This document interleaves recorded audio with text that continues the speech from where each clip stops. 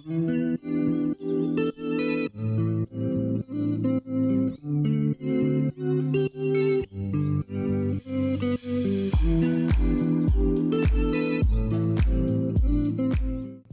to Music City RV. This is one of our rentals. It's a brand new 2023 Jayco 29F, and I'm going to go through our video checkout, and so you can see exactly how everything functions and everything that's available in the RV. So we'll start on the outside. There's plenty storage on these Class A, so all of the compartments on this passenger side are completely available for any storage needs that you have while traveling. And both this compartment and the second compartment down have complete through storage all the way through. So if you have something like a surfboard or something like that you'd like to take with you along the way, there is room to do that. Also, each of these compartments has a light switch that's available to be turned on so you can see what you have in there. More storage here. This is where the propane, and on this side, the only business end of this part of the RV is your propane. So this is your main propane valve, and you've got your propane gauge here. This will be used for running the heater, also used for running the refrigerator while you're traveling, and for using the stove and oven. When the gauge gets down to about a quarter, you'll need to make sure that you find somewhere to get it filled up. There's fill stations at most all of the KOA campgrounds, also some truck stops, and Tractor Supply also has availability to fill the propane, and that's filled right through here. Additional storage in here, of which we do provide for camp chairs, a camp table, and an awning mat that will go out underneath the awning, which we'll show you when we come back around. Last but not least, small storage there. Back of the RV has a ladder for checking your roof clearance, which is 12 foot 6 inches. You are able to climb up onto the ladder to check for clearance, but we do ask that you do not get up on the roof. They're not made for holding people. You have your trailer hitch here with a 7-pin wiring. If you would like to bring a bike rack or something along, those are perfect for that. But the towing capacity is pretty minimal on these RVs. Also on the back of the RV, you'll also have sewer pipe storage, which we'll show you how to use that shortly, but it is stored in this compartment here. One of the other things that's big about these Class A RVs is the fact that they have a lot of space behind the rear wheels. So it's something that when you're turning sharp corners, you're in a parking lot or near a gas station, you need to make sure that the rear corner passes by anything that you're next to before you start to make your turn. Otherwise, you will take out one of those big yellow poles they have by the gas pumps. On the passenger side, this is the side where the slide is. The slide on this particular RV, and all of our RVs actually go the whole length of the side to maximize the space inside when you have it out. But my biggest suggestion is you take care of all your business on the business side of this RV before you put the slide out. Otherwise, you'll be doing all of your work down here underneath the slide. So on this side, there is some additional storage, but all of the tools and equipment are also over here. So this compartment is available for storage. This compartment has a power cord. So your power cord that you'll need to take and plug in for RV and shore power is right here. It is a 30 amp on this RV. The process for hooking this up: find your power pole at your campsite, make sure the breaker's turned off, run this over and plug it in, then turn the breaker for the power pole back on. We do provide an adapter if you happen to have a 50 amp service on your campsite, but it's in here for your use. We also provide surge protectors on all of our campers, so everything's automatic. There's about a 60-second delay once you turn the breaker on at the power pole before the RV will have power. This is where we store all of the leveling block pads, which we'll go through when we go through the leveling process of the RV.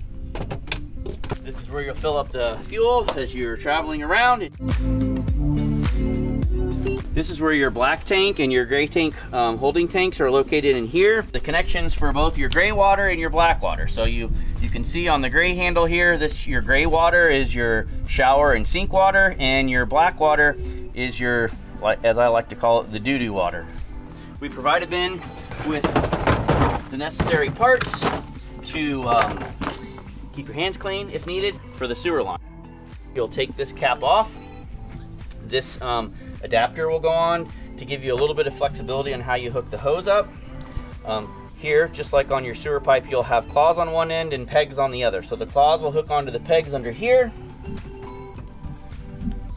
You can then go grab your sewer hose that was in the back bumper, and it connects onto this fitting like so. So you can keep an eye on what's coming out. I know it sounds a little bit gross, however, it is nice to be able to know that once you're dumping your tanks, that when they're finished, they're done and you can use the other one. This is your freshwater and hookup and your holding tank hookup. We do provide a pressure regulator for the water hose, and we do provide a water hose 20-foot length, and Jayco's done a really nice job of laying out how all of these valves work in order to get what you need and make water happen. So the idea is that you hook this end up to the water pole at your campground, run the other end up through the floor like so. You can then hook this up to the pressure regulator, and if you're hooked up to city water, the water will flow when you turn the water on, with one exception. You do need to look here and see where it says city water. So if you follow the instructions, city water, the white valve is down, the blue valve is turned up, the green valve is this way, and the red valve is turned up like this. This will allow the city water to run from the pole right into the camper as you need. If you're dry camping, you follow the instructions for dry camping, and if you're looking to fill the tank, say you're leaving your campsite, planning to go stay somewhere where there's no water tomorrow, then you would want to turn the valves in this fashion so that the water will flow from the water spigot into the camper and fill the tank so you have water to use on the rest of your trip. This next compartment is again just storage. It's the pass-through from the other side in case you have long items. And then the last compartment is where your generator is stored. You really shouldn't need to be in here or get in here for anything, but if for some reason you do overload the generator, if you're dry camping, there is a breaker switch in here that needs to be turned on. It should be on when you leave, but if for some reason you trip the breaker and you have no power with the generator running, this is the little button right here that you need to make sure is towards you.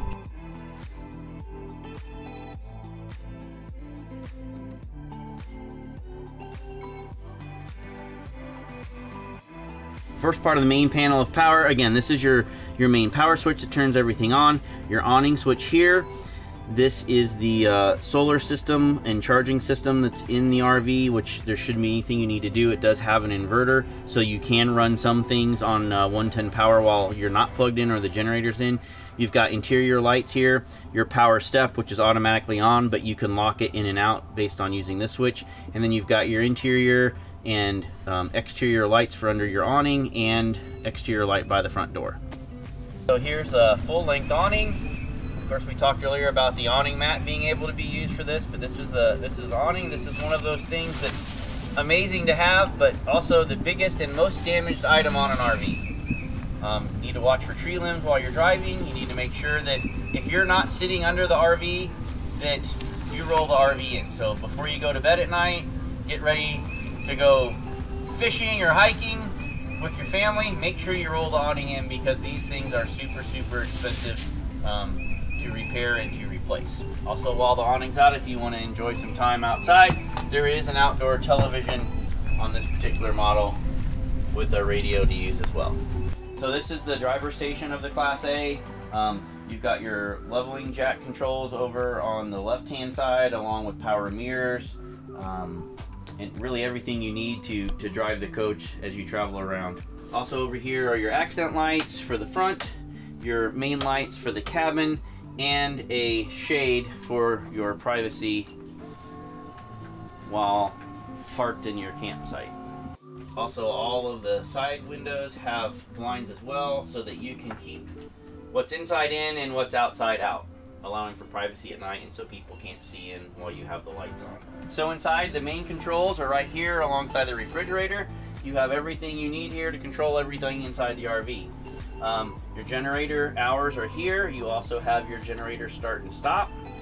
There's a prime system for starting the generator. If it hasn't been started for a while, you can hold down the stop button and it will turn on the red light, and you hold it down for 3 or 4 seconds, and then you can hit the start button. And then to stop it, just press stop here. With the generator running, the ACs will work, the refrigerator will work, and everything that you need to plug into inside will also work in the generator, whether you're plugged in or whether you're using the generator. You also have the extension for the slide, So the vehicle has to be turned off and the front door has to be open and the emergency brake has to be on, and you can just hit extend and it will then slide out this whole side of the RV, making your living space enormous inside.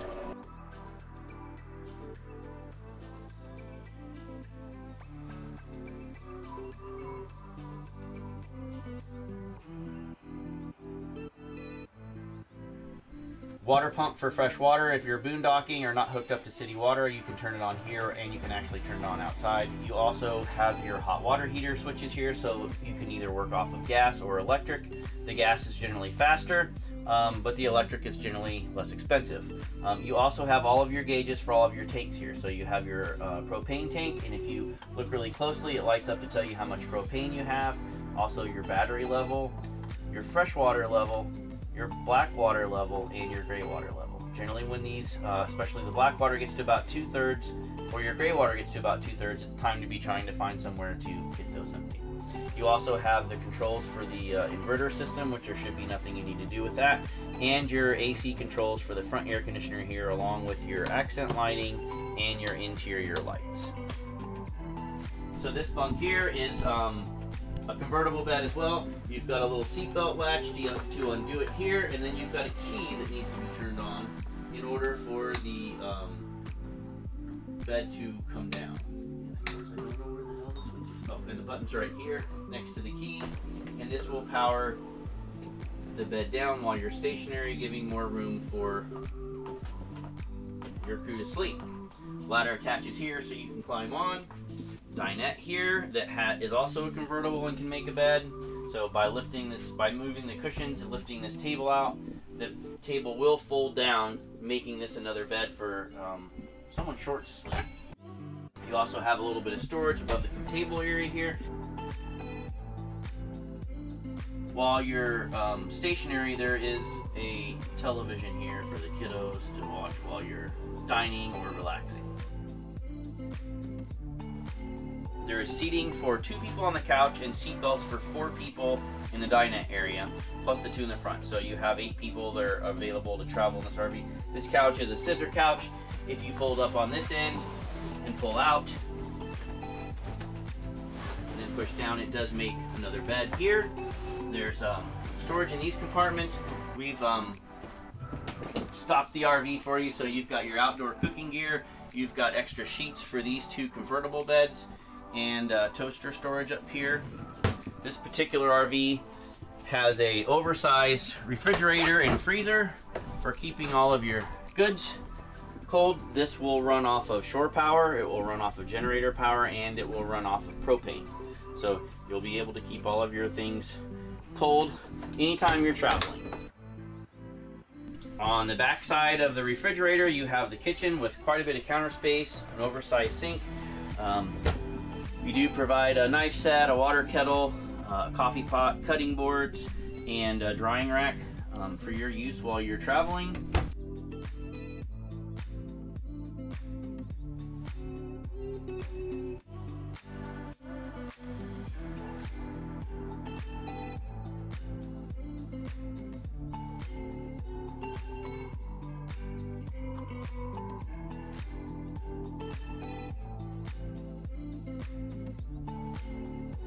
So here's your 3-burner stove. Once your glass has been folded up, you can just turn any of the burner you want to the little flame and hit the striker and it'll light.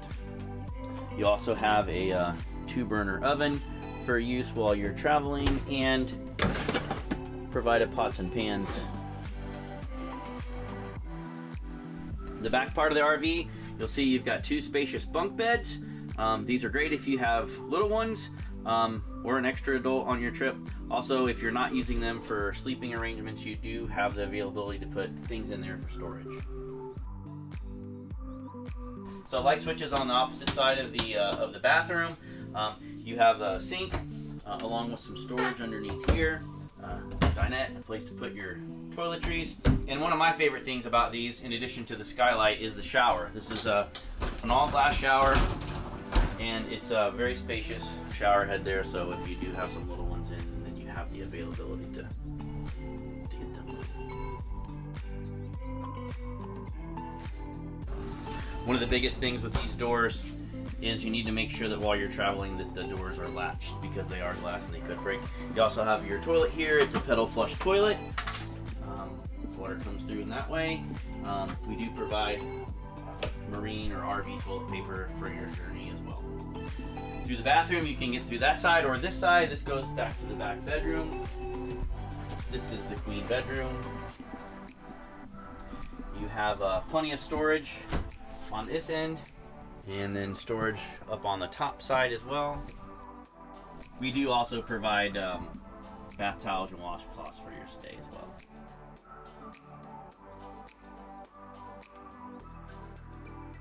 As I mentioned earlier, all of the windows have shades, so you do have privacy.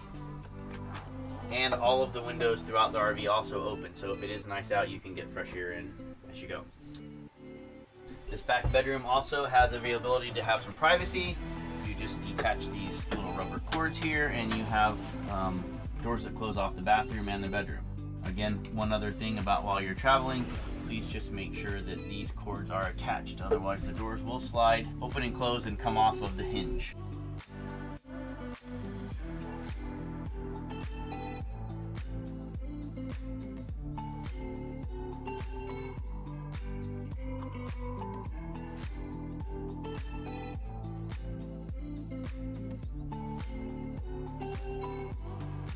So once you're in your campsite, once you've made sure that you have availability to water and power, and you've taken the orange jack pads that I showed you earlier and placed those underneath the jacks, this is the leveling system for the power jack. So basically you just turn on the power button, you hit the auto level button, and it starts to beep and tells you what you need to do. So the biggest things with this, you have to make sure the emergency brake is turned on and that the engine is not running, and the jacks will do their thing.